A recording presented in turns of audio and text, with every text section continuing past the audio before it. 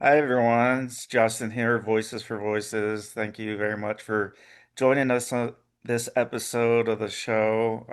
Whether you're watching, listening here in the United States or in one of the 115 countries across the world, we're grateful to have you here. Whether this is your first show you're tuning into, you're in for a treat, or if you've been with us from the beginning, we're very grateful. If you can do us some easy, quick free things. Give us some thumbs up, like, follow, subscribe, share, reshare, repost, and even maybe reach out. I think because I got the background here. Hold my phone up if you can reach out to maybe 25 of your contacts and just share the Voices for Voices podcast with your contacts. I know you won't be disappointed or your contacts. Um, I am very excited for this particular episode. I've uh, not just myself, but our organization. We're trying to reach people, humans across all backgrounds, all age ranges, everything, and to find I'll say up and coming, but an up and coming motivational speaker on mental health, 20 years old, has his own show, is speaking at every chance he gets, and it's tough to find people at that age to want to share and talk. You know, sometimes it's shame and the stigma and all those types of things, which I'm sure our guests will get into. But just wanted to give my thanks for him switching his schedule. We were conversing back and forth, and just so happened I was like, yeah, let's the sooner the better. Like this is great. Let's do it. So without further ado, I want to introduce our guest for this show, Mr. Lawrence C. Harris. Lawrence, thank you so much for joining us. Thank you for having me. I just You realized my bet. microphone connected, so let me get the good sound. Yeah, yeah, definitely. Uh, so I guess maybe we'll just start out.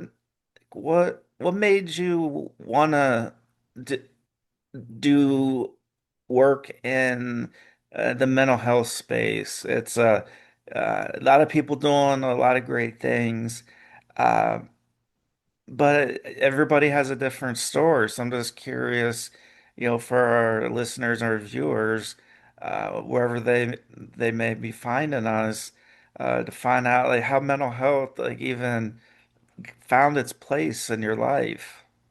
Well, the reason why I got into it was because I figured out what worked for me and decided I'm going to put it out there and try to help other people.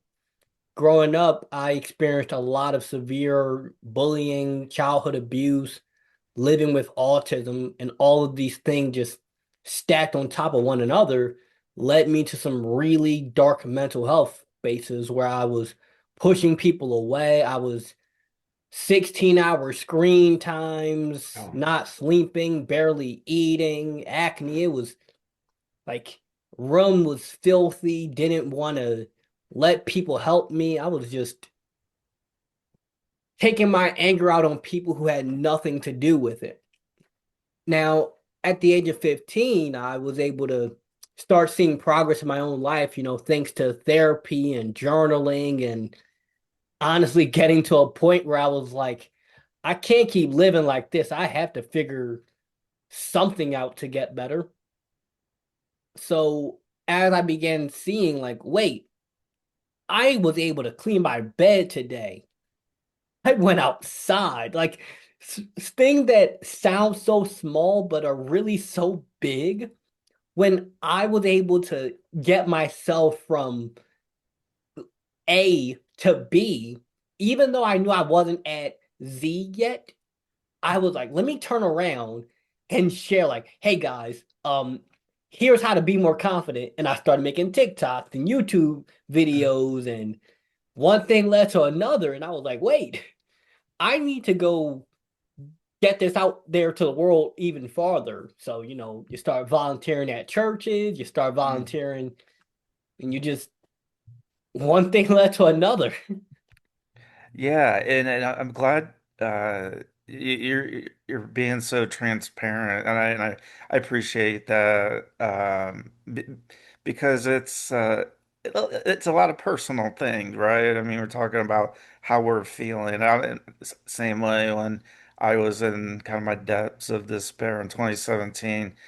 To your point, get in the shower, doing the small things that some people are like, yeah, like that's just what you do. Like it's no big deal. It's like, yeah, it kind of was a big deal. I brushed my teeth for the first time in a week, or whatever the thing or things are. Uh, I, I I think, by you sharing, it's letting people know and have letting people know that they're not alone, that there's somebody else just like me. We're all unique individuals, and to have somebody just by happenstance stumbling on one of your shows, one of your speeches, one of our shows with you on, and like, wait a minute, like I'm not the only one that's been through that. Um, it's just awesome. So w when you started sharing, I know maybe it's not, maybe it wasn't difficult. I don't know for you, but it's one thing to start doing the things for yourself, but then to share them, like you said, you started doing the TikToks. Was there like uh, any moment that clicked that said, all right, I, I want to help people and I'm gonna do a video on this particular thing or that particular thing? Or was it just more like a natural thing where one day you're just like, all right, let's do this? Well, it was a combination of both because firstly, I already knew that I'm just naturally a really talkative person. Like, I kid you not, when I graduated high school, my award was most talkative. So I always knew that somehow, some way, I'd find myself making online content about something. I just didn't know what it would be. Yeah. The reason that like it clicked, like, okay, I'm going to start taking my problems and putting it on the internet and saying, "Hey guys, so when I was 12, my dad used to beat me and I got Mhm. really depressed and then he kicked me out the house at 13 and it Mhm. really sucked. But here's what I did to get better." The reason why I started doing that was because we have so many speakers and nothing against them who they give Mm. you the generic, believe in yourself. Great advice. You can do it. Great advice. I love that. However, what have you been through? Tell me about when you had to believe in yourself. Tell me about when you felt insecure. Like, I want to see the validity. Like, I don't want to hear about your degree in this. I want to hear about your lived experience. So I gave my lived experience so people could see that, oh, he didn't just wake up like that. He didn't just like one day a light bulb went off and everything became perfect. No, this guy has flaws. This guy went through things. I can relate to him. I can see that we may not have gone through the same thing, but I'm not perfect. He's not perfect. And he's sharing things I can actually do to get better. And because I knew that's what I wanted, I gave that to the world in hopes that, like you said, somebody stumbles onto it and they realize that, oh, I'm not the only one. And because of that, I've had experiences that just would have amazed my younger self. Like a few months back, there was this girl who DM'd me this like really long message about how one of my videos helped her get out of a toxic relationship and she started talking to her family more and she was in foster care because her parents were like addicts or something. So it would just, even though I never went through addiction or foster care or any of that, I'm like, wait, this stuff's really helping people. Or Mhm. in October of last year, I was speaking at a event for, you ever heard of NAMI? Oh yeah. Yep. Yeah, for their Philadelphia chapter. Okay. And this guy came up after my speech and he started like hugging me and crying and told me he was a veteran from like Korea. Like he was a Korean war vet. And how a lot of the stuff I was talking about, like about journaling and how to manage your thoughts and self-care practices, that was the same stuff his therapist had been telling him. So it's beautiful how everything has developed over time. Yeah, and that's what I've also found is it doesn't have to be the exact thing that we've been through. It's just finding somebody that's like when like we're vulnerable, like when we share things that people like that the people that know and uh, it's hard to explain. I know you know what I'm kind of getting at.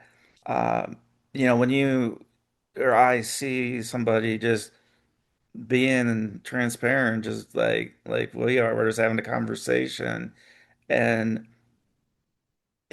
it doesn't have to be the very specific thing to help somebody. It's just that vulnerability or taking things that are, like I said, really personal and and sometimes people like bottle that up. I remember I had 138 different things back in 2016, 2017 that I felt guilty about or I felt shame about something that I did. Nothing breaking the law or anything like that, but just things that, past relationships and just different things. And I was like, oh my gosh. Um, at first, I didn't know that I could write 138 things in like less than, I mean, it wasn't even like a half hour and I was just rattling them off. And I was like, I'm a bad person. Like, I'm not a good person. Like, I need I need to figure out what's really going on and really help myself before I can help somebody else. Uh, because you can kind of tell like somebody's got like a swagger about themselves, like they're confident, but they don't, like you said, it doesn't just happen that, overnight, like all of a sudden like I'm just gonna be able to share uh and to like you said, talking about that vet that came up and spoke with you. It's amazing. Uh we talk about mental health. Mental health, just like physical health, there it knows no demographics, no age, no not it it's all of us. All of us have mental health. It just talking about it is like, oh, he's mental, listen to him, he's crazy or um and that's what I was afraid of. And I had a 5-day inpatient stay and I was um diagnosed with major depression, generalized anxiety, among others. And I was like, I don't want to take medication the rest of my life because I had it like in my mind that like that's just what's going to happen. Like, you know how we manifest things in our mind. We Yeah, Google things and we're like, oh no, I'm not going to be one of those people. And here I was, and I was one of those people. It was one of the lowest days of my life, but it was one of the highest because it was at that point where I started to go, like you said, like, I don't know if I'm going to be around if I don't do some things different. If I don't ask, if I don't get help, like, I I thought I had all the answers. I thought I could Google all the answers, and I couldn't. And it was at that point where I was just like, I'm a failure. I'm a guy. I shouldn't be crying. I shouldn't have these things that I'm talking about. And I need to just suck it up and move on. And uh and it's a powerful thing when you're able to share and just to be confident and in your story and in yourself. And I just want to say thank you. I should have said thank you at the Oh, very beginning, but thank you for doing what you're doing because it's not it's not an easy thing to talk about, about sometimes family dynamics and things that are going on and bullying and these are things that sometimes people they jump on the pile and yeah. go, oh yeah, look at him, look at what he's going through, and like, yeah, oh, I knew it, I knew there had to be something there. And I'm like you, where it's taken me a little bit longer, 24 years longer, but it feels so good. Do you get that good feeling after you've given a speech, after you've done a show? Um, just like I don't know if this helped one person or 1,000 people. What kind of feelings kind of go through your mind like after that Honestly, those times when you're able to share and even just like this. it's like a feeling of deep peace. Okay. It's as if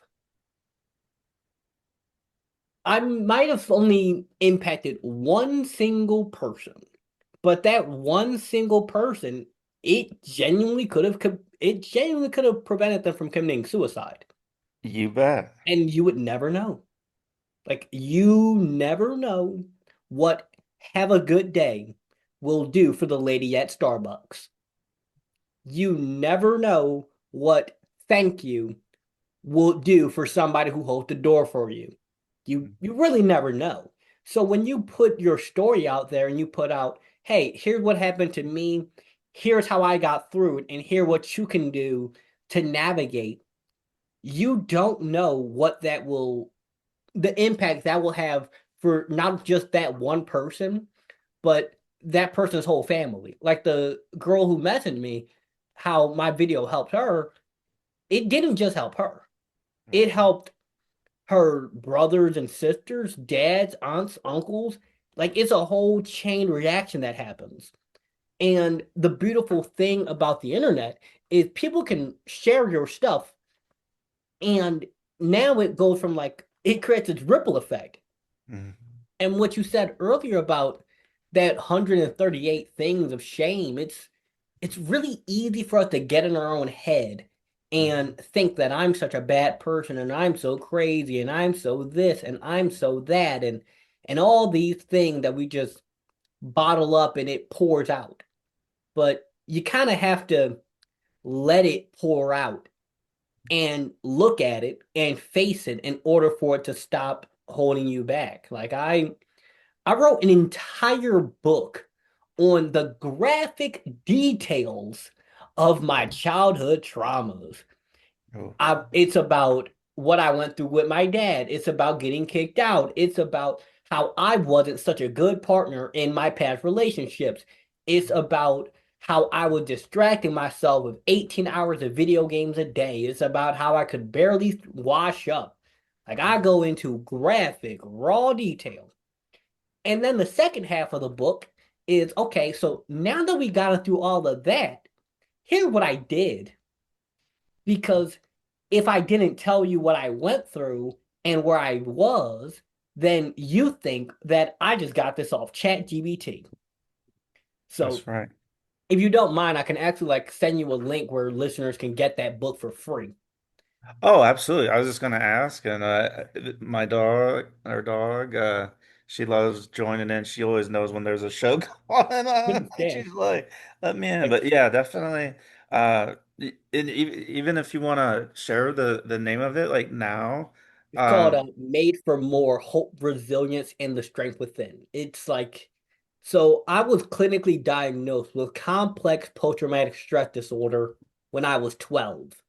okay, And I describe in the book, like, what the symptoms actually feel like, how they affect your relationships, how they affect the way you communicate with others, this random wave of paranoia you get out of nowhere, mm, and how by using what I share in the book, you essentially learn to calm down your body so that it stops thinking that you're 12 and it realized that, oh, we're not going to die. Hmm. Yeah, that's so man, so so true. Uh, that whole that yeah, the feeling of like I yeah, I'm dying. I feel like I mean, Yeah, I went through that and it took me so many times going to the emergency room thinking that I was, I got chest pains, I got all these things and the test would come back and they're like, you're not dying, you're fine, and everything. yeah, Uh, and it's, oh my gosh, but to actually continue forward and to go, okay, something's just not right. And man, as you know, with NAMI and other organizations you work with, uh, that the whole stigma of uh oh, there goes my there, we'll just do this. I get my video. So for everybody listening, my dog just did a good yeah. She probably just job. like knocked the camera over. Yeah, she knocked it over. So I'm just gonna, there we are. There we go. So it won't be as fancy, but so all good. It works. It works. Yeah, I feel you with that when you said you feel at peace. That was how I felt when I was in the psych ward for the first. I I didn't have my phone. I didn't have obviously I don't everything. You're basically on suicide watch, and so when you're sleeping, every 15 minutes or so, you're being watched, and which is good. And it wasn't until like I think the second day or so, and probably because I was also um, having different therapies. I wasn't eating. I was down 30 pounds. I was feeling like I was allergic to everything except carrots and plain hummus. It was just crazy. And I never had allergies. People do have allergies, but I never had allergies. And so it I was literally learning how to live again. Like, all right, like here's the menu. You can order anything you want. And if something happens to you, you're at the hospital. We literally can take you and we can get, tests done and whatever we need to do. Um, so if you eat a piece of bacon or a pancake or like things that it's like, man, like sounds really good, but I was at home, I wasn't eating hardly anything, and it was it was just so hard to explain. I was teaching college courses and I was basically having kind of like mental breakdowns during that. I mean, it was uh and one thing, there's one of my students. He came up after class. They were giving presentations, and it was right before I went into the hospital. And he came up, and when he was giving his presentation, he was visibly nervous, and he was stuttering a lot. And for me, even at that point, I learned it's like, look, like, who am I to judge anybody? Like, Yeah. who am I to judge a person, how they're speaking, how they're dressed, uh, anything? Like, I'm not able to do that, and I don't think anybody here on earth is. And so he was telling me this after class. And I literally just started crying, like tears just were coming down my face. And I was just like, I forget what the student's name was. I wish I would have remembered. But I was just, I said his name and said, don't worry about it. I'm with you. Like, I'm going through some similar things myself. And I just remember going, oh my gosh. Like I really need to get this figured out. I mean, I it was just uh but when I started at the hospital feeling at peace, it felt like I could actually breathe again because I didn't like you were talking about your screens. I didn't have my phone with me. I didn't have things that could take my mind and my brain and take them all over and same thing with sleeping.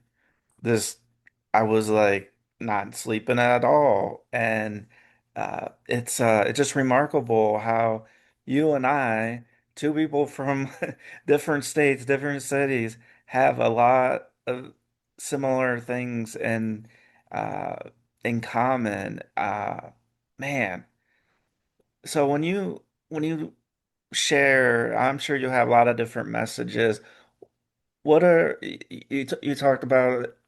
Even if you just touch that one person's heart, and that might stop them from taking their life. And that is so true because we don't know. We don't know where that person's at.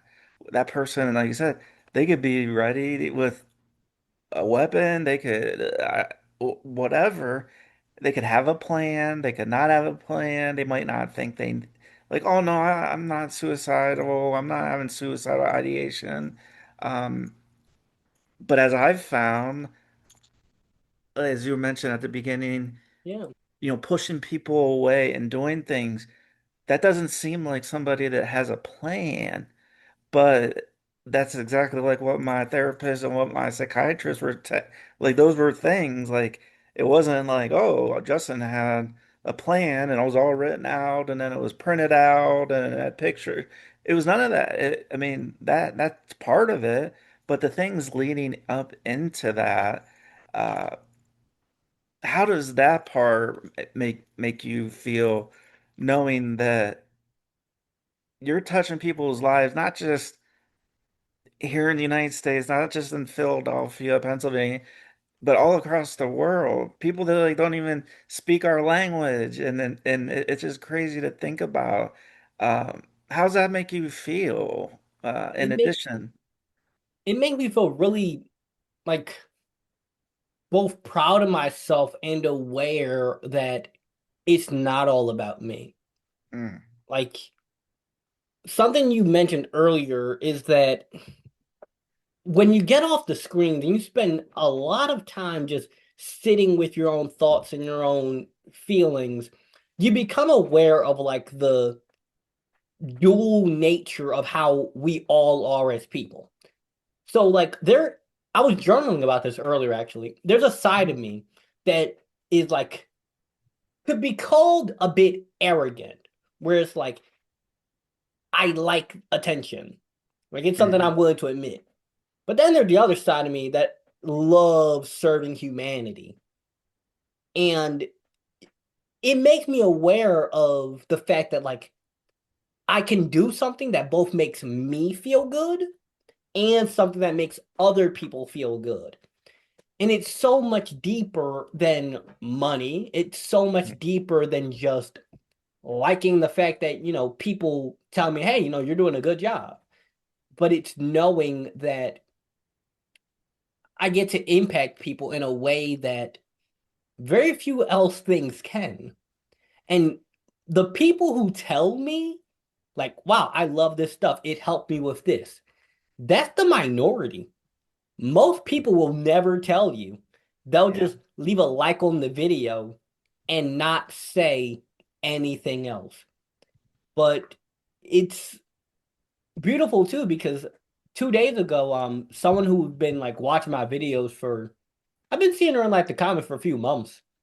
Mm, She told me that my videos have inspired her to become a better mother to her child. And I'm like, wow. I didn't even know she had a kid. Yeah. Like I thought she looked 20. And she Uh, was like, no, my kid's 5. Like, okay. So it's not just inspiring like individuals, but it's mm, helping families. It's helping people to genuinely make improvement in their life. It's helping them to become people that they didn't even think was possible. And I get to remind them that, yeah, Lawrence isn't anything special. I'm just a guy who likes talking to a camera all day, figured out some stuff that works, and I talk to the camera about what works. Yeah. No, that's so oh my gosh. It's so true.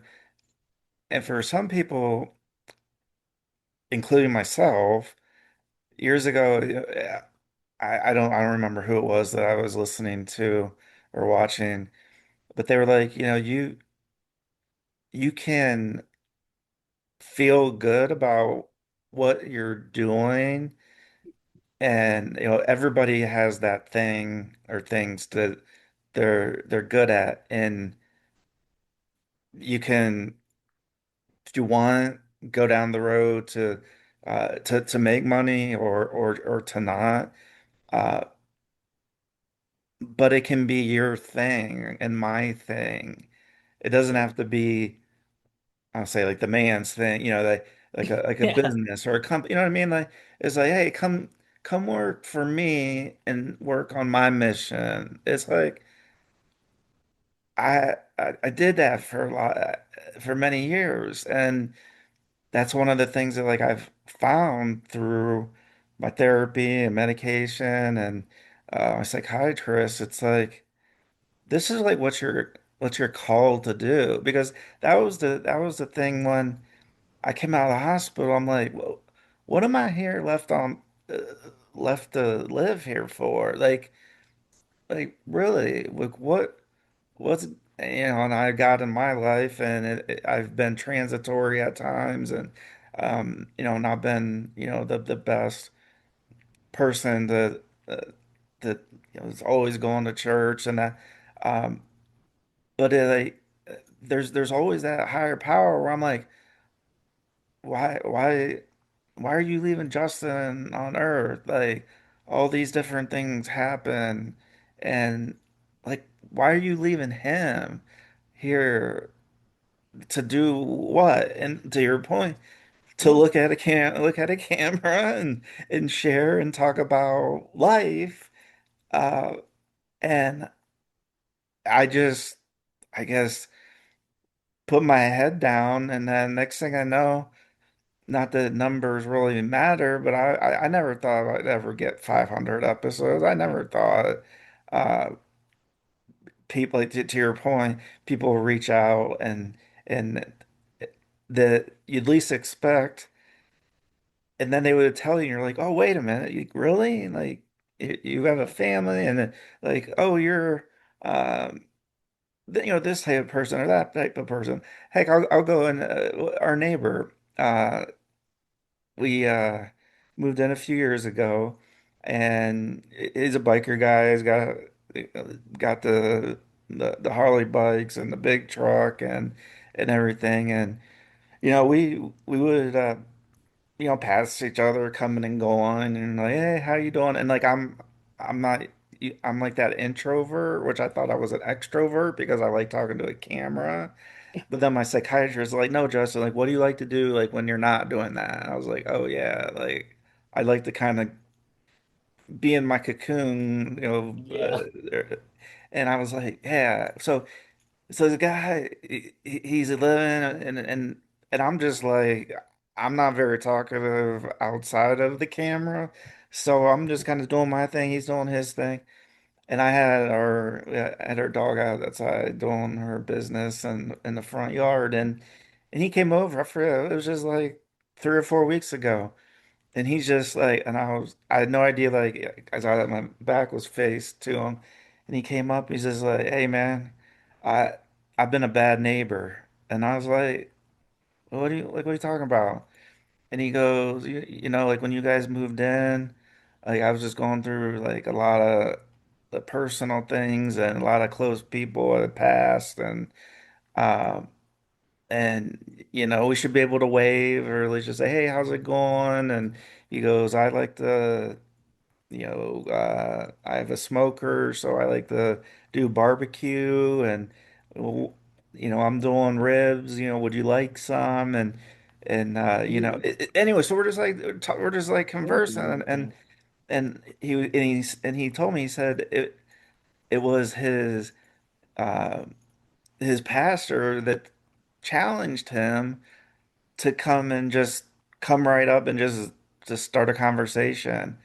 And I was just like, man, like I don't know if I could do that. And it was just going on and on about his life and his background, and I'm doing the same. And it's just so. And he remembered things because I used to have magnets on my car with voices for voices, and then through the weather elements and everything, like they just didn't become very good magnets anymore. And that was like months ago, if not even a year ago. And he brings that up. He goes, I saw you had those on your car. Like did the magnet stop working? And I'm like, how do, You I never mean, know who's you kind watching. like, yeah, you want people to notice it, but like, it's like he remembers this, and that's the thing he kind of associated with. And then we just started bonding. I'm like, man, like, yeah, like we can wave. I was like, I'm an internal kind of person too, but yeah, yeah, we can wave. And he came over with ribs, and I was just like, it was just one of the things. Like, all right. Like there's a reason, maybe he was going through some things, and he he was watching or listening to the show, or he found a guest. And because for him to bring that up, I'm like, for him to remember that all these months ago, like, and I usually have, like a branded shirt on that says Voices are for Voices. And so he's seen me a lot in the branded clothing. And I'm sitting there kind of wondering, as you and I are talking, if he is one of the people that I have reached, and he's next Most door to likely probably me. Googled that. Yeah, and I had like no idea, and he didn't tell me that. To your point, it's like a lot of people don't. It's the ones that they keep it quiet because they're just like, oh wow, like he said this or she said that, and that that's just, I mean, anyways, I'm doing a lot of I talking, completely but understand it. Like, it's, so yeah, you go mentioned ahead. so many things that I want to touch in on. Go So the ahead. first one is like how when you're at your lowest, you need to have some kind of higher power. Yeah, Like it doesn't have to be, it doesn't even have to be one that makes sense to other people. Because correct. when I talk about my relationship with God, people often think I'm talking about a religion Yeah. or a specific path or any of that. It's a very unique thing. Hmm. Especially since I reference the Bible so much, they think that I'm Christian, but I'm not. I'm just a guy who happened to learn from a book. Yeah. And the two greatest commandments, well, there's so many things in there. Firstly, people overlook the part about Jesus riding in on a donkey. So he could have rode in on a beautiful, elegant horse with staples and chariots and gold like trim and everything. He rode a donkey with no Yeah. saddle and a bag over his shoulder. Like you know how in a cartoon they draw homeless people with like the stick bag? Oh yeah. That's how the literal God in the flesh went from town to town. He walked and rode a donkey. He could have teleported if he wanted to. He chose Yeah. to walk and ride a donkey. The reason why is because I'm no better than you. We are connected. And he never went around boasting and arrogant and putting himself on a pedestal. He Mm. simply said, I am who I am, and I'm here to show you who you are. Like, hey, all of that stuff that you did, Paul, which was one of his greatest disciples, was a murderer, Mm. a literal murderer.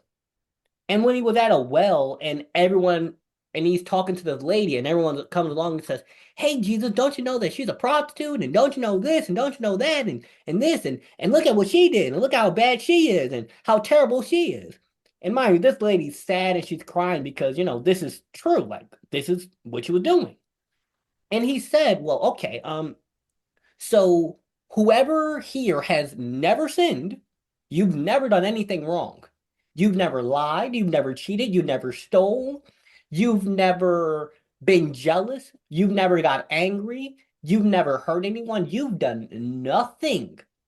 You throw the first stone. And no one did because none of us are perfect. None of us are. Yeah. Okay. And even to that point, Jesus himself got angry at times. He went in churches flipping over tables. He went in there whipping people because they were selling chickens. He did things that were quote unquote not the holiest. And the point is, none of us are perfect, not even Jesus. And a lot of people can get offended by that. But when you sit down and you properly read through the Bible and you look at his life, you see that he wasn't even perfect. Like Mm-hmm. if you held him to the perfect standard, that wouldn't even apply. Because you could say that going inside of a church, well, it wasn't even a technically a church because churches only existed after his death, Mm-hmm. but a temple and flipping over a table because you're angry, that's not good. But they left it in there because he isn't meant to be perfect. He's just an example of here is a way to walk in your path. He also went into town and said, hey, is it not written in your law that ye are gods? Lowercase g, it's not to say that, you're all high and mighty and wonderful and powerful, but you're made in the image of a divine creator. So, as the child of a divine creator, it is your job to go out there and express your gifts because, a man's gift makes room for him and places him among great men. So, when you figure out your gift and you take that and you apply it, whether that gift is, because when people think your gift, the first thing their mind runs to is, but I'm not a pastor. Right. I'm not a rabbi. I'm not an imam. Well, Moses had a speech impediment, yet he went out and freed all the slaves. So it's not even that you have to be perfect. But Mm-mm. I don't have some magical and great skill. I'm not Tony Robbins. Yeah, Yeah. but you're a really good cook. You need to go open up a restaurant with that. But I'm not Gordon Ramsay. You don't have to be Gordon Ramsay. You just have to be the lady with the food truck who sells platters out of her house. I know a lady who used to do that. Well, she still does. I haven't talked to her in like years, but she Mm-hmm. went from selling food platters out of her home, and people would come to her house and Mm-hmm. pick up the food. And then she went to like a little food truck on the side of the street. And then she went to a like actual storefront. Okay. There's a lady by my house who she has a van. It's like a little food van, and she sells smoothies. She has Oh, been there for 4 years. I I would have go for met her one. daughters. I've met her mother-in-law. I've met her Mm, mom. It's a family-owned smoothie shop on mm, the side of the road. So your gift could be something that is so seemingly simple to you. mm, Like the guy who built my website.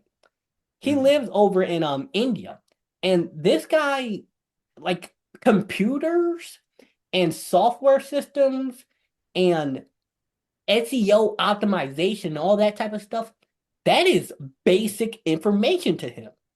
He talks to you about it like it's just common knowledge because that's his gift. And Yeah.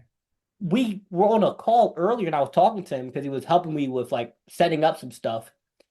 Hmm. And he told me that he just got a job working for the not it's like a subsidiary of SpaceX. Okay. So he's helping them with like IT services for these billion-dollar corporations, and the man just living his best life, all Wow. because he took his gift. And when we feel like, okay, Lawrence, that sounds so great and inspirational, but look at what I've done. I've gone too far. I've done this. I've cheated. I've lied. I've stole. I was a drug addict. I was this. I was that. Okay, again, back to my point. Paul Hmm. was a murderer. I mean, as long as you haven't murdered people, then you're not that far gone. And even if you are, there are pastors who used to be prisoners and in prison they, got their life together, went out and started helping the community. There are people who used to be thieves and crooks and backstabbers and liars and cheaters and manipulators who Mm. said, okay, I saw my dirt. I did that. I owned up to that. But now I'm going to be renewed. And this is one of the things that, we all have to remind ourselves of because it's really easy to get in our own head and, like you said earlier, create a list of all of our shames and all of our wrongs. But if we're so focused on my wrongs, we lose sight of what did I do right? Like, Yeah. I'm not the devil in the flesh. I haven't committed atrocities. So I can get better if I simply am willing to do the work and believe that it's possible. Maybe I can't do it on my own. Yeah. That's why in like Alcoholics Anonymous and Narcotics Anonymous, the I think it's step number two is after they have you admit you're an addict, they Hmm. have you commit to a higher power of whatever choice you want. It Mm. could be aliens for all they care. Yeah. You just have to believe that I can't do it on my own because if I could, I would not be here. So I have to admit that. I have to believe that there is some higher, magical, wonderful, divine power that will bless me with inhuman strength to overcome this addiction. And even when you feel like, Lawrence, I'm too far gone, I can't do anything, I suck. Well, pick a higher power, whichever one you want. There's like a I don't know, there's maybe like 20,000 religions. Hinduism has like 200 gods by itself. Just pick one or Hmm. many or none, or for all I care, you could believe in the moon and stars and the trees, Hmm. and that can be your God, and that helps you to keep yourself alive. I just went on I No, just no, gave, it's great. Keep going. Keep going. No, I got you. I just gave a whole TED talk. Yeah. Yeah. Yeah. This is great. This is exactly what I was. Yeah. I mean, a lot of people need to hear this stuff because unfortunately, the world will really tell you about everything you don't have and everything that you're bad and you're not like if you don't look this way or you don't have this car or this house or this money or this job or this degree or this thing, then you're not enough. Well, True. I mean, it's that's just someone's opinion of you. Like, because really, at some point, all of us are going to die. Like Yeah. at some point, it's inevitable. Even that you ever I can't remember his name, but there's this guy who's like 40 something and he's obsessed with like biohacking and trying to make himself live forever. And he got like blood transfusions from his 17-year-old son. You ever heard of that guy? It sounds familiar. He takes like 200 different supplements every morning. Oh, wow. Yeah. I recently found out that he actually just got diagnosed with a it's an incurable medical condition Oh, where your stomach lining eats itself. And oh, what happens is like your stomach acid basically rots you from the inside out, and okay. there's nothing you can do about it. And he got it because of all those blood transfusions. Oh, my. So even him, even if you dedicate millions of dollars and every conceivable method under the sun, we all die someday. And when you're on your deathbed, you don't care about how much money you have. Mm. You don't care about how shiny your belt is. You don't care about how many bedrooms your house has. You care about, did I live my life? Did I enjoy it? Did I have fun? Did I treat people well? Like when I get buried, are people going to say, he was a great guy. Like, he had 25 cars and 8 mega mansions and he had a super yacht and he bought a private island and he did this and he did that. Mm. Or are you going to be somebody who, my grandpa, he passed away when I was like, I think 10. And Mm, at his funeral, that eulogy was beautiful. mm, He raised 13 children off one salary, 13 of them off one salary. He was a great father. He did a lot of great things, having to raise 13 kids. yeah. During the during the 60s up until his most recent one was born in 2000. Okay. So like we're talking about raising kids during the end of segregation Hmm. and during massive changes in society and laws and rules and regulations and all these things. And funny enough, I actually gave a speech at his funeral and the pastor started crying. So like Oh, I don't know, this was just like destined to be my path. yeah. Oh, Like for I guess sure. I That believe and God that, gives signs and lets you know like a constant little nudging of, hey, here's what I want you to do. yeah. And it's not something that you choose. It's sort of like it presents itself to you, and then you make the decision to commit to that. Mm, And that's where like the kingdom of God that every church and the Bible is talking about, it ain't some far off, distant fantasy land in the clouds. It's like heaven on earth, literally. yeah. It's like I've had so many times recently where like the bank account has been on $3 Hmm. and rent is due in 5 days. And I need $600 Oh, or I'm getting kicked out. yeah.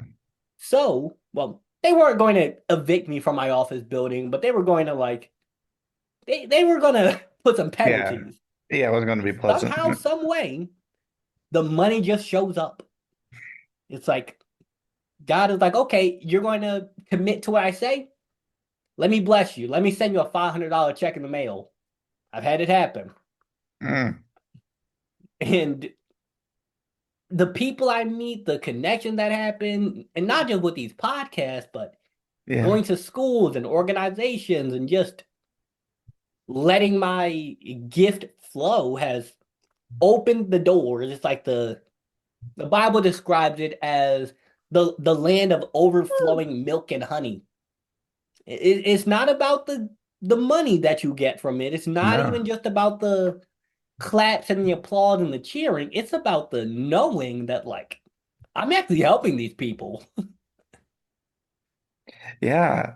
And that's it. And that's the wild thing is growing up, at least for me, we have these, like wild dreams and expectations. Like I want to be an astronaut. For me, it's like I wanted to be an astronaut. And then when it comes down to it, like you said, there's different signs that they present themselves. And it's at those times where we make a decision and uh to like, okay, yeah, we're gonna go forward with this or not. And then it might present itself again in a year or 6 months or 6 hours or 6 minutes.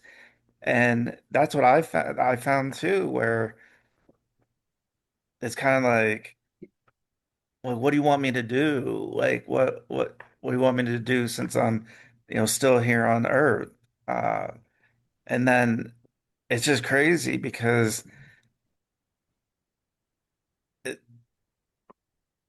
it, it doesn't have to be some earth-shattering thing. I mean, it can be. I mean, for some people, like it can be uh like this breakthrough, but like you said, like you just kind of, I don't want to say like you just ease into it, but you kind of do that to kind of validate like what you're doing. Like, okay, like I saw this sign. and I got to, people were cheering and that, but it actually made me feel good too. It Yeah, wasn't just like, oh yeah, like I'm doing it because people are clapping or, they want a picture with me or yeah, whatever it may be. They want to be on the show or different things. It's like, you know what? Like, it's that one of my, I mean, I know music's huge, a huge part of my life and many, many people. And one of, I'll say like old school band, given in the 90s, Third Eye Blind had a song called Jumper, and is that very thing we were talking about at the beginning about, yeah, we might not help all 500 attendees, but there might be that one person that is literally ready, or maybe they're already on that ledge and or they're on that bridge or whatever. And to everybody watching and listening, we're not condoning any of this. This is just merely for example symbolism. So we want to definitely make sure we share that as we move forward with it. And it's like, you know what? To know that I help one person, even if that's the only person, if that's the only person that's ever come up to me or has ever commented or has ever emailed or whatever method, then we've done our job. We've I mean, doesn't mean I mean, we yeah, could stop if we want, but to know that we have like one person, I look back at growing up and I'm like, help others? No, I want to help me. I want to help me get to a certain place. And I've heard it said, and I mean, and it's so true, and it's exactly what you said. You can't. We're not getting out of life alive. None of us are. They yeah, say like two things like our death and taxes is what's going to happen to everybody at some point. Uh, and we can't take it with us. People even say like, have you ever been to, let me just using like Elvis as an example. Ever been to Graceland? Like, and I haven't. And, and people have said like, did you notice anything missing there? And yeah, like I mean, I never went. I'm like watching a video on it and people talking, and they're like, I don't know, I don't think anything was missing. And they're like, did you see Elvis there? Is Elvis still alive? All his stuff's there. There's his, his mansions, his whatever, his things.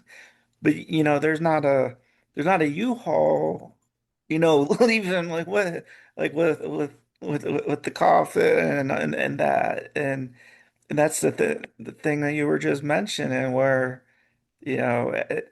on our deathbed we're gonna look back and go like I want to be known as somebody that at least tried to help yeah.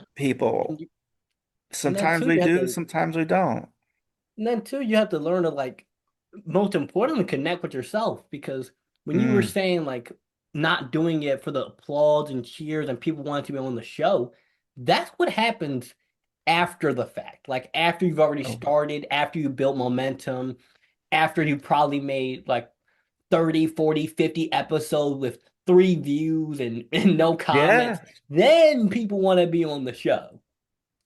They you know they it. they nobody like nobody comes knocking and cheering before you do the thing. No.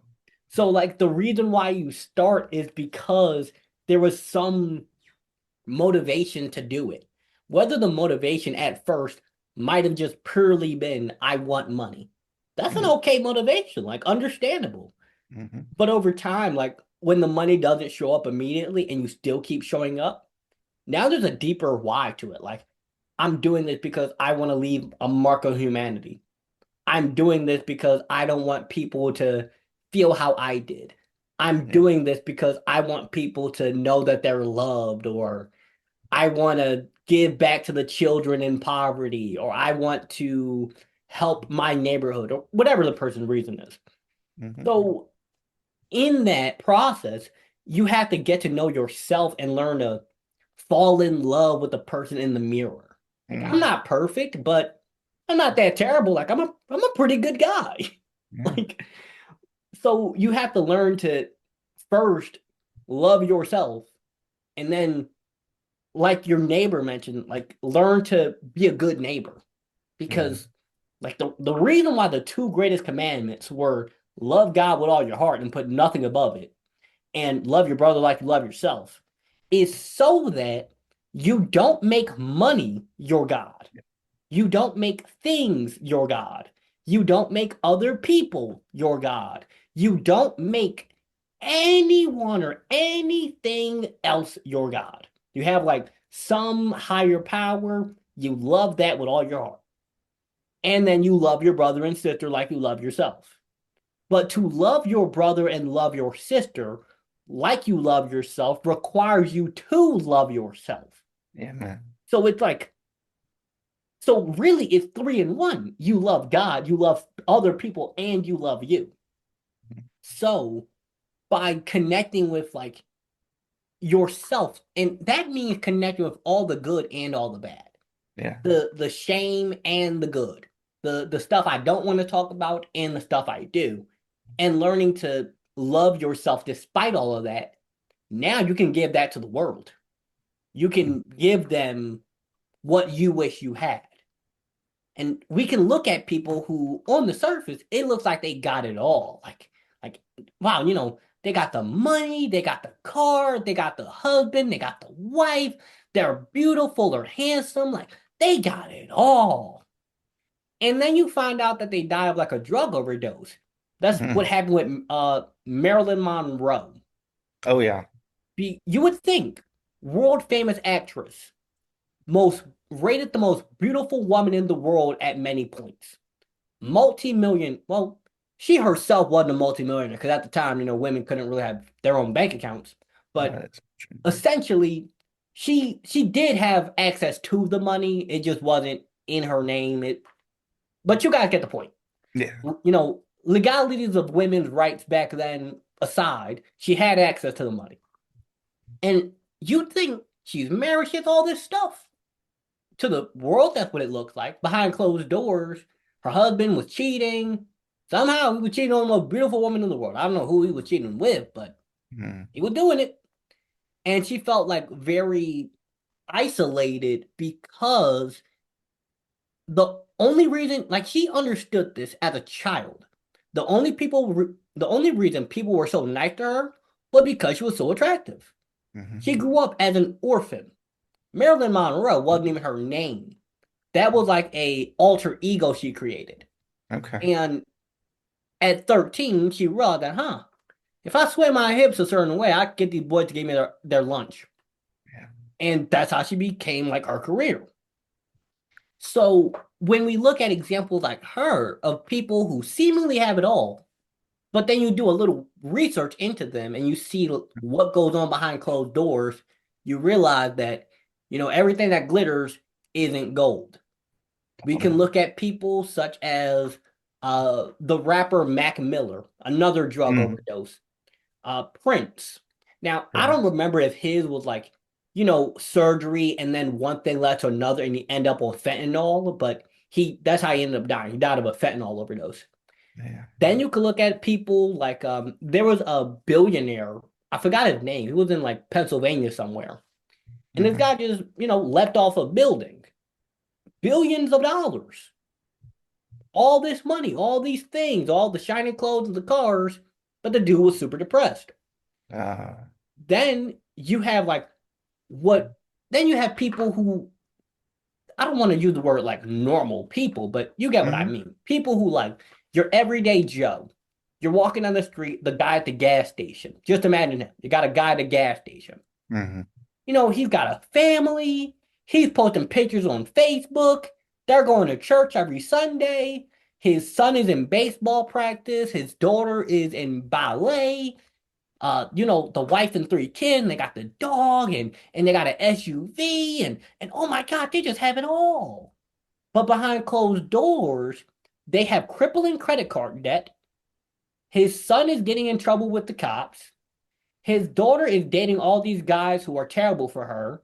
His Mhm. wife is cheating. He's overworked, and everyone looks at him like a wallet, and nobody respects him. And he goes to work, and his boss is disrespecting him, and you see how it's not what it appears.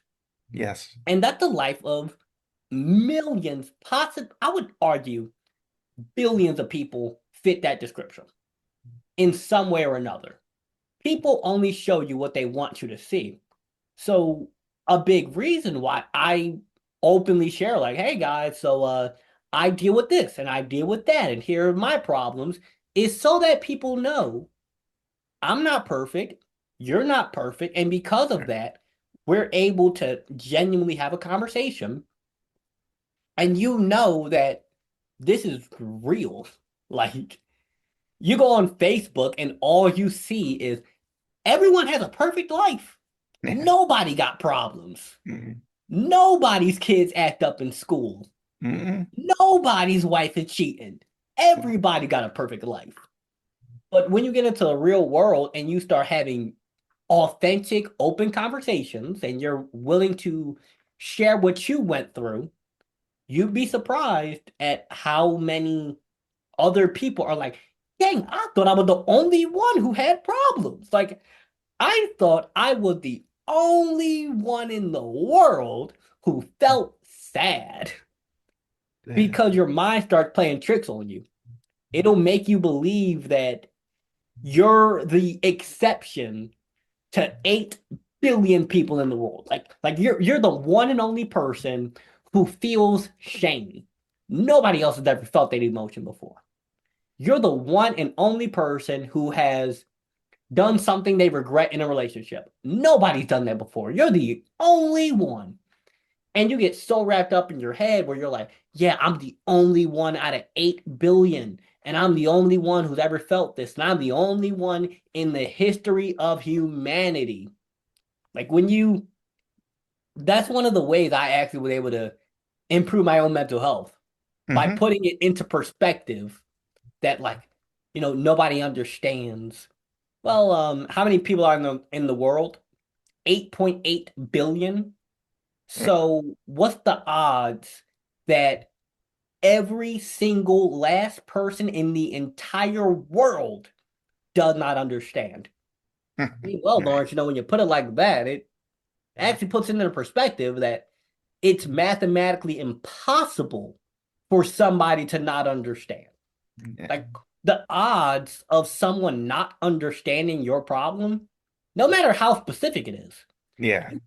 like, you could have the most extreme problem ever. Like, Lawrence, I am a war refugee, and I grew up in my entire family, like, they got blown up, and I had to run across the border, and I had to, like, hop on the back of a shipping container to make it to America, and I don't speak the language, and this happened and that happened, and I live under a bridge, and I collect trash in order to make enough food, in order to make enough money to afford ramen noodle packs, and I boil water in a metal can so that I don't starve. Mm. There's millions of people who that's their life story. That So, is. like, even if that is your life story, you're not the only one. Mm. Yeah, Lawrence, but I grew up in severe poverty, and I grew up during segregation, and I'm a black woman, so I wasn't able to get a bank account, and the laws are against me. And I ran away at 13 years old because my family were abusing me, and I had a miscarriage at 15, Mm. and I had to run away to a different state to get a job. That's the Mm. life story of Oprah Winfrey. Oh. Yeah, Oprah Okay. Winfrey, who was the first black female billionaire in America, had a miscarriage at 15, and she had to run away from home. Well, Okay. Lawrence, I'm a woman in a country that women are not allowed to get education in. And she was 11. When I was 11 years old, the Taliban came on the bus and shot me, and I Mm. survived. And I refused to give up, so I decided to keep advocating for girls' rights. That's the Mm. story of Malala Yousafzai. Uh, She's a women's education activist from Pakistan who okay. got shot when she was 9 years old because the government didn't want her to keep speaking out about that. Mm. You could find any example. Like in one of my books, I talked about this guy named trying to remember his name. It it just disappeared from my head. But No worries. he so he's an artist. Oh, Okay. Henry Salas. He's an All right. artist. And the guy's paralyzed from the neck down. So he can only move his head. He holds pens in his mouth and makes photorealistic art. So even without hands or the ability to move or the ability to wash himself, this guy still found a way. Wow. So, or Paralympic swimmers, again, his name blanked from my head again, but it might come to me, it might not. But he's a Paralympic swimmer. No arms, no legs. He had like one little stump. Mm. He's a gold medalist swimmer, like Wow. four-time gold medal swimmer from Brazil, no arms, no legs. So when we think to ourselves that like nobody could understand me, no one understands my problems, I'm quite sure if you typed your problem into Google, you could find millions of people with that exact problem who succeeded. And the thing that when I tell people that they often counter with is, well, those people got lucky or they're different than me and they must have had some help that I didn't have. Or they must have had this, or they must have had that, or they must have had this, or they had that. Okay. So now we got all that out the way. What do you have? Oh, well, I have Google, I have friends and family, I have a school counselor, and I'm just naming like really basic generic things. Mm.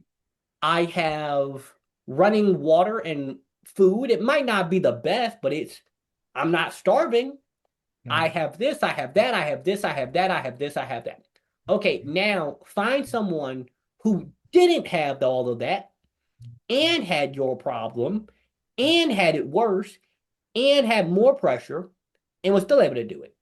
Now, don't compare yourself to them. Like, this isn't to compare, Yeah. it's simply to give yourself undeniable fact that if they could do it, so can I.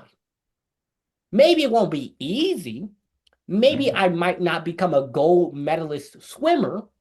Maybe I might not become a billionaire, or I might not become, the next Elon Musk or Jeff Bezos and create a $20 billion company, but I can at least sell this book on Amazon. Mm-hmm. I might not become, Tony Robbins doing $300,000 coaching fees and coaching presidents and selling out Super Bowl stadiums, but I could sell out my local church. I could go down to the YMCA.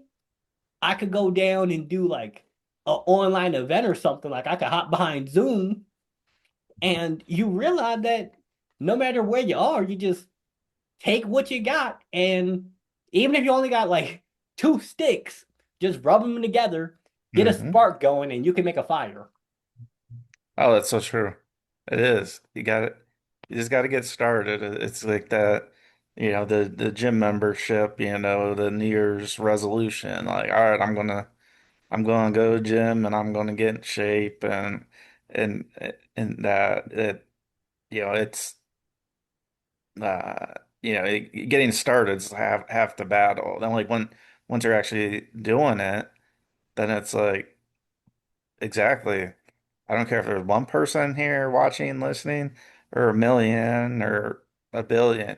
Hey, I'm still gonna give I'm gonna put the preparation in no matter how many people are watching and listening.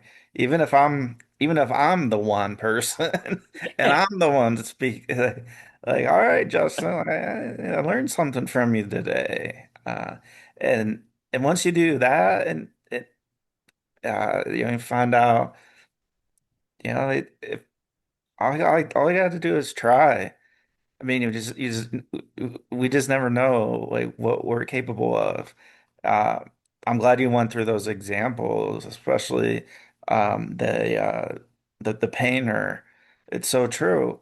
It's making the best use of what we have, and I think sometimes we that have working arms and legs and fingers and toes and all that, like I know I do.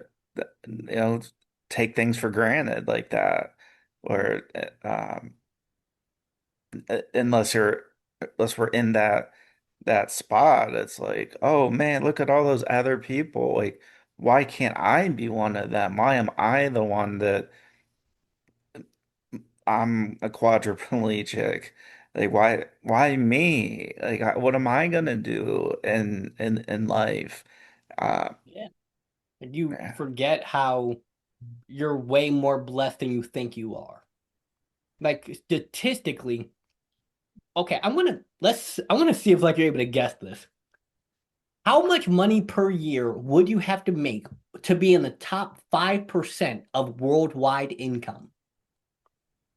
Oh, is that like something like 30,000 or Yeah, something?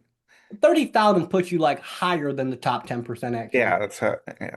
If you make if you make 25, oh, if you make 13, you're in the Oh, wow. top 50 worldwide. Worldwide. Yeah. So like most people, like the majority of the world, lives on less than the equivalent of $2.50 a day. Wow. And that's not just split between like one person. We're talking about household income. Yeah, households. Yeah. So like think about things that you would consider to be, and not even just like talking about third world countries. When we start talking about places like Flint, Michigan, they still Mm, don't have clean water. mm-mm. And it's been like a decade. Yeah. Or when you think about places like Appalachia, like people living in those mountain communities, or people who live in really tiny towns where there's no job opportunities, you kind of take it for granted that you have that even though you might not want to, you have the option to go work at McDonald's. The Mm-hmm. option is there. That's not to say you'll get hired immediately, but it's there if you ask. So Mm. the little things like, I don't live in a war zone. Yes. I don't have bullet holes in my windows. I don't have anyone who's actively looking to hurt me. Mm-hmm. I have a bike. Well, I don't personally have a bike, but I'm just using this as an Yeah. example. Yeah. Like the guy on a bike is comparing himself to the guy in the Toyota. The guy in the Mm, Toyota is comparing himself to the guy in the Lamborghini. The guy mm, in the Lamborghini is comparing himself to the guy with the jet. And the mm, guy with the jet is comparing himself to the guy with the rocket ship. mm. But if they just looked at, look how far I've come. I used to be the guy walking to work. I used to be the guy with no legs. I used to be the guy who couldn't get out of bed. So like we take we take it for granted that we're not bedridden. Mhm. Like think about what life would be like if you were bedridden. It Right. would probably suck a Yeah. lot. And I don't mean like you're temporarily bedridden where like you need somebody to help you get up and like, get your walker like when people are 85. I'm talking about like you are full medically paralyzed, neck down, bedridden, Mm. nothing you can do.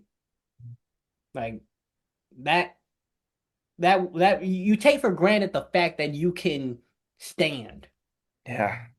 Like the guy Ronnie Coleman, he was like a huge bodybuilder back in the 90s and whatnot. The Okay. guy can't stand. because his muscles and his bones have deteriorated from all that steroid use. Oh, Like he can stand sorta. He's like okay. a lawn chair that like folds in on itself all the time. Mm, And the point is that even basic things, when you remind yourself that I can do this, you realize that my life is actually better than I think it is. yeah. And yeah, when life genuinely sucks, like when life is genuinely knocking you down, like your dog died, your house burnt down, your wife left, you took the kids, cry about it. It's okay to cry about it. Yes. Sometimes the best thing you can do is feel it, cry, scream, be angry about it in a healthy way, of course, but allow yourself to feel those emotions and navigate through it. So it's not that we have to just be all rainbows and sunshine and Mm, cupcakes all day. No, feel that too. But also, when life sucks, admit that, hey, I'm in a tough period. Feel it, embrace it, but navigate through it through things like, maybe you go for a walk, or you go meditate, or you journal, or you go pray, or therapy, or even something as seemingly basic as just sitting there and crying. hmm Sometimes you just need to cry and you'll realize like after you get those tears out, okay, I felt that. Now, what can I do to solve this problem? And it's like you just take it one day at a time, as cliche as it sounds. It's the hmm truth. We all live one day at a time, but if you keep comparing what I have versus what you think you don't have, you never really are living. You're just existing, and Yeah. that's not something you want to do. Once you live and you feel what it is to be alive, Nicki Minaj said in one of her songs, "To live doesn't mean you're alive," and I didn't know what she meant by Oh. that for so long, hmm but one day it hit me that like just to live, like just to wake up and breathe and go to work and pay taxes and die. That isn't being alive. That's just living. When you're alive, it's like I I want to get out of bed and hop behind this camera. Yeah. And it's not that like, oh, I have to do it. No, I get to do it. Yeah. I get to pay my rent. I get to pay my taxes. hmm I get to. And you become grateful for the stuff that previously you didn't enjoy. But you realize that it's a privilege to do certain things that you don't enjoy because mm you don't like paying your rent. But the fact that you get to means that I'm in a financial position where I can afford housing and shelter. And it's you should be grateful to pay your rent. I hope that Right. that point made sense. It made complete sense.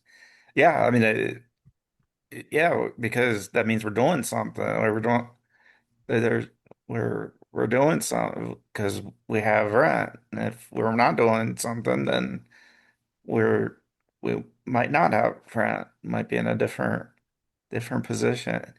Um, how about closing us out if you don't mind? Hmm. The brand pitch, the books, so let's list them out, and then you can Oh, let me obviously send over to me for the yeah, description. over this last hour and a half, they don't probably they're like, I want whatever this guy got. Yeah, Like whatever he's got, it must be working.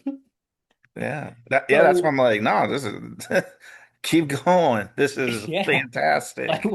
they're like whatever this guy's doing, it gotta work. I want my kid to whatever books and products he got, come on, come shop. Absolutely. So my social media is like my Instagram and TikTok. Hmm. Lawrence C. Empowers. That's where I put all my videos and content and YouTube, all the exact same thing. Lawrence C. Empowers. Okay. Now, my website where I have my books, products, I do one-on-one coaching for teen and young adults. You can find all of that on lawrencecharris.com. And for speaking engagements, so if Mhm. you want me to come down to your organization, your church, your YMCA, whatever you got, as long as it's in America, Yeah. it's going to be Lawrence at lawrencecharris.com is my email address. So you Okay. can just email me, or if it's more convenient for you, you can book a meeting with me using the button on my website that says book me, and Booking. just Yeah. fill out those questions. That way, when we get on the call, I can actually know what it is you want, what you're looking for, give you the price, and move forward from there. And just as a reminder before we close out, Please that do. free ebook is in the link below. It's going to take to a link where you just, leave a testimonial of, hey, what you think of my podcast interview. You leave a little review and it automatically sends you the free ebook. Oh, fantastic. Wow. Thank you so much for, after a long day of being in front of the camera and shows and still having the energy now. It's been it's a really awesome time for me because uh, I like to listen more than I think I do, where it's like, oh my gosh, like I feel like I learned something new every day, and to be around like you have like infectious energy, like in a good way. Thank you. Like yeah, like so many of your examples and make so much sense and are so uh e at least for me easy to comprehend. And I think like you said, like do I just want to exist or do I want to live? Is really what it comes down to. If I want to live, let's let's uh let's find out that higher power, who or what or whatever it is, and when you see signs, don't be afraid to go down there. Just because you, not you, Lord, but Yeah. their viewers and listeners, just because it may seem like it's a path not very often traveled, doesn't mean you can't do it. And it doesn't mean that you shouldn't do it. It might actually mean that you probably want to at least take a look and see how it goes. And uh, again, I have I've learned over the years, uh, whatever when you're passionate about something or some things, you kind of do those until you kind of wear them out in a way.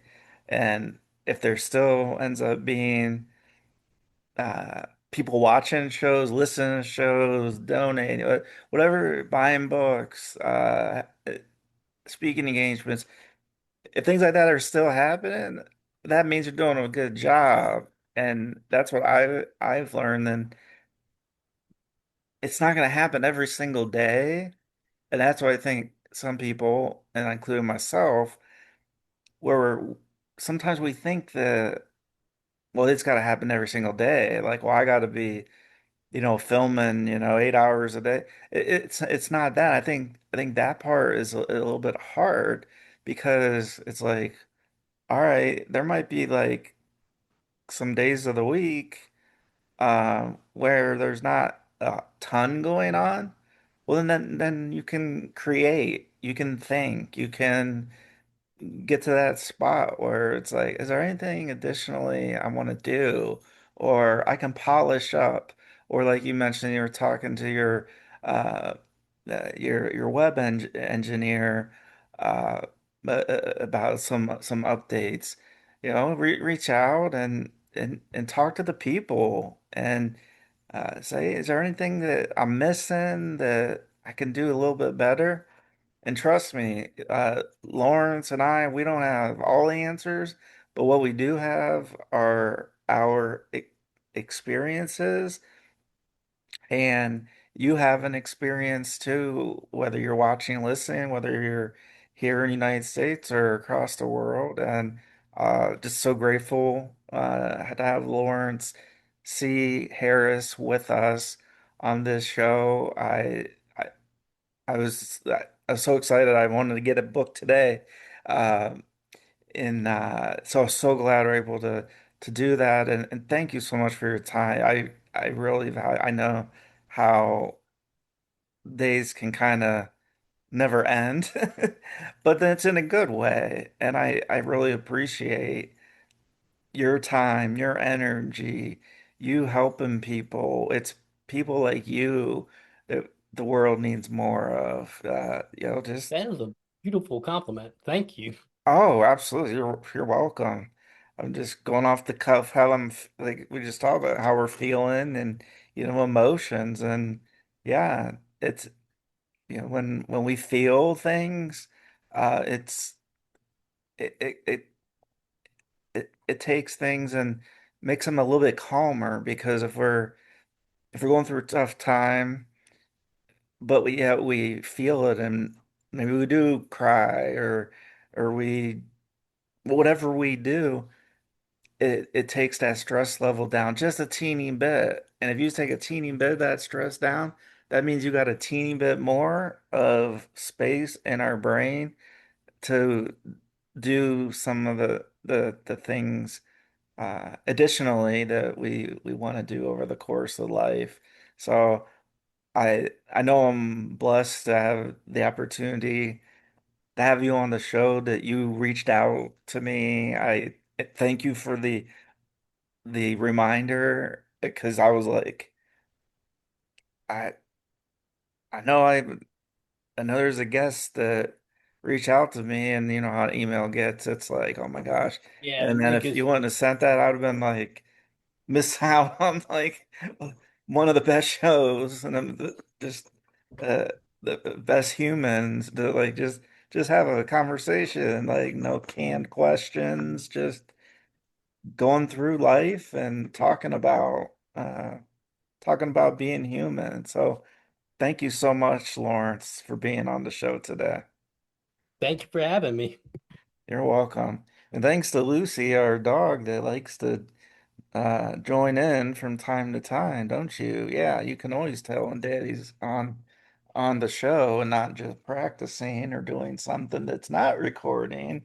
Um, and so yeah, we have a little bit of everything. We got the dog, we got the camera, we got everything. But that's life. And so uh that's just that's how I prefer it, because people have people are dealing with life too. So if they got a dog and they're jumping up, it's like a big deal. Like she just wants to hang out and uh and it's okay that everything doesn't ha always have to be polished up so so shiny. And thank you again, our viewers, our listeners, wherever you may be. Please, please, please check out Lawrence Sierra's, check out his books, check out his speeches, add him on LinkedIn as connection, go to his social media and follow. That's one thing that over the course of the days with the different accounts is to make sure I'm following you on everything we have. And uh, just man, you're not, and I'm just saying this. I mean, I just met you today, but I mean, you're not gonna find uh, somebody that is gonna be more transparent and just talking about real life than Lawrence. So check him out, find his works, buy his books, his content. It's priceless, and we will see you on another episode of the Voices for Voices TV show and podcast. Thank you Have a so great day. much and have a great day. We'll see you next time, everybody.